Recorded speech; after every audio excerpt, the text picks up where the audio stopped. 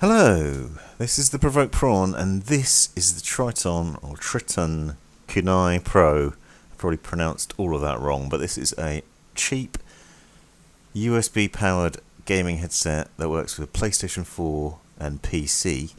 Now, I was pitched this. I don't usually look at cheap gaming headsets. To give you an idea, this is around $40, 30 or 40 pounds sterling, and I was told that it would stand up to the quality tests because of the quality of the drivers that come with it, because it is a virtual 7.1 surround sound headset that also supports high quality audio.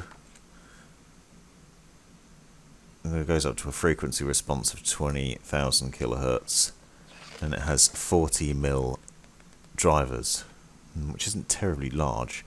Now, I've done a recent video on Turtle Beach Recon 70, which is another cheap headset. The difference between that and this is that was a stereo gaming headset. This is a virtual 7.1 surround sound headset. That was also 3.5mm jack connection. This is a USB connection.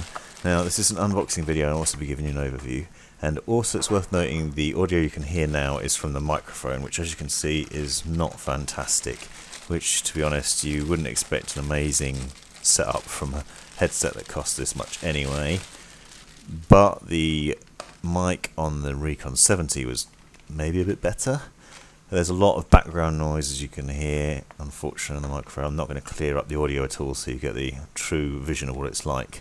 However, that doesn't mean the headset should be dismissed, because it's actually very affordable and actually reasonably comfortable, and it has a quite cool look to it.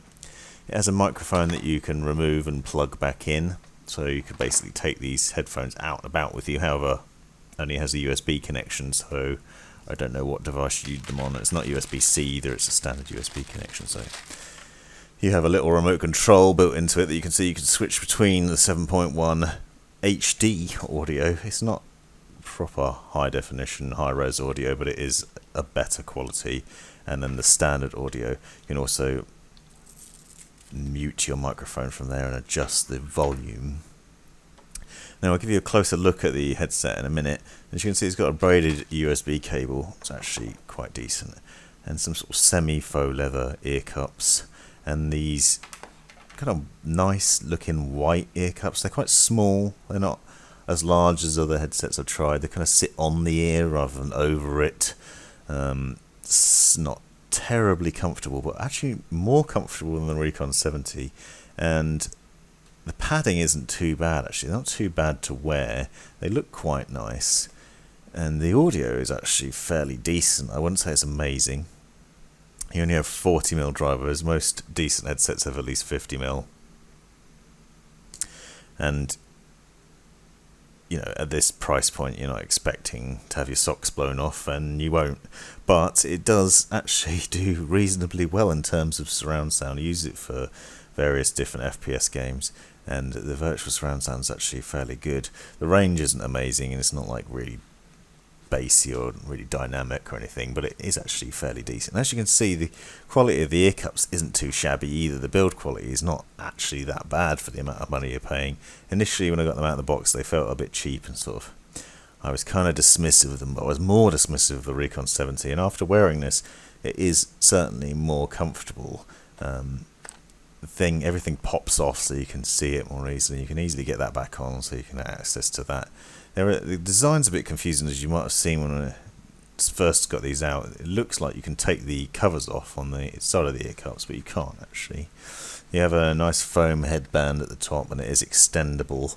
It goes to a reasonable size, and it covers my noggin quite well.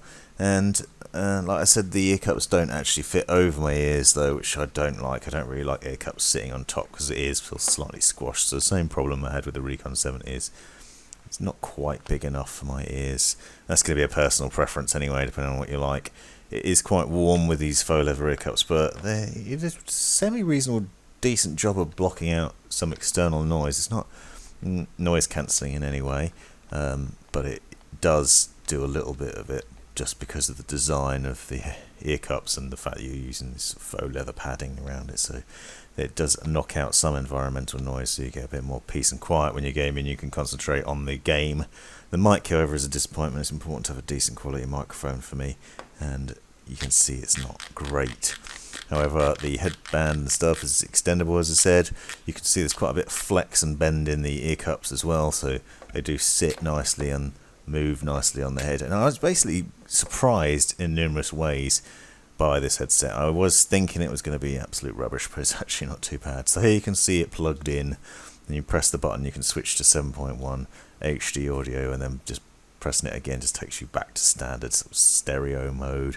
And it's a personal preference what you like between those. I actually found, as I said, the virtual surround sound was fairly decent on it. It's not like Dolby Digital or anything like that, but it does do a fairly good job of representing what's going on in the game and giving you that virtual experience. So if you play an FPS, knowing where people are in the game, where they're coming from, if you're under threat or anything like that, you hear footsteps and things, and it works quite well in that way. And yeah, I'm just generally surprised by how decent this headset is. It's not amazing. I'm not sure I'd recommend it over some of the more expensive ones I've tested, certainly, but if you're looking for a cheap, easy on the eye, if you like the white design, semi-comfortable headset that you can wear for a little while, and that has virtual surround sound, then this might be it. And it's got a nice long cable on it as well, so there's no problem with tugging or anything like that. The control box isn't too heavy, so it's not pulling on your ears constantly. Generally, it ticks a few different boxes and it's pretty good. It has this Dirac 3D audio and HD audio, and yeah, it's not bad. So there you go. That's been a unboxing and overview. Hope you enjoyed this video enough to subscribe. Let me know in the comments if you have any questions. This has been the Provoked Prawn signing out.